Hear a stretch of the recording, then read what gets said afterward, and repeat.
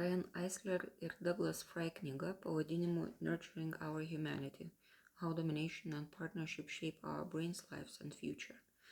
Taip vadinasi knyga, apie kurią noriu papasakoti šiandien. Šiaip jau retai verkiu skaitydama mokslinės knygas, bet kartais tenka. Vadinasi, savo traumos mes dar neužgydėm, arba aš, arba mes visi. Mes, žmonės, nesam iš prigimties linkę į savanaudiškumą, agresiją, karą ir godumą. Tačiau jei gyvename sunkiais laikais, tai tampa adaptyviu elgesiu, kurio mokomės kiekvieną akimirką. Kažkada gelbėjusios elgesio formos lieka bendruomenėje, visuomenėje, šeimoje ir ilgų šleifų lydi mus labai ilgai. Gerokai po to, kai atstatėm paskutinį namą ir atsodinom paskutinį medį. Mes nebežinom kodėl, bet vis dar gyvenam dominavimo ir jėga pagrįstose autoritariniuose santykiuose. Varome savo vaikus, įsakinėjame savo bendradarbiams, žeminame savo aplinkinius, leidžiame drausminančius įstatymus ir vykdome bausmes, naikiname gyvūnus ir augalus.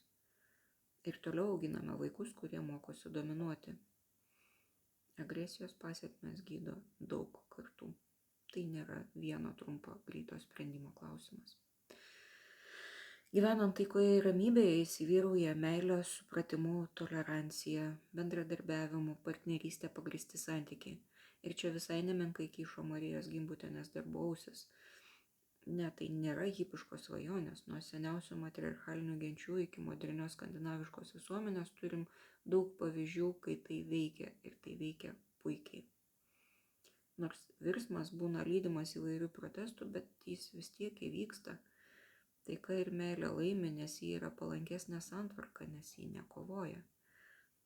Nesufleruosiu, aplinkui mus vyksta pakankamai daug tokių kovų.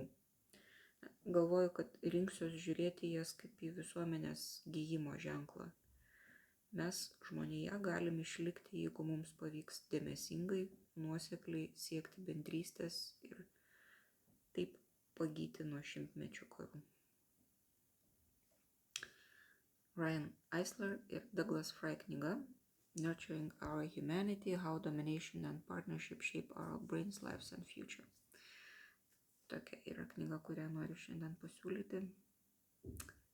Dabar jau turbūt su daugiau svorio palinkėti taikos ir ramybės.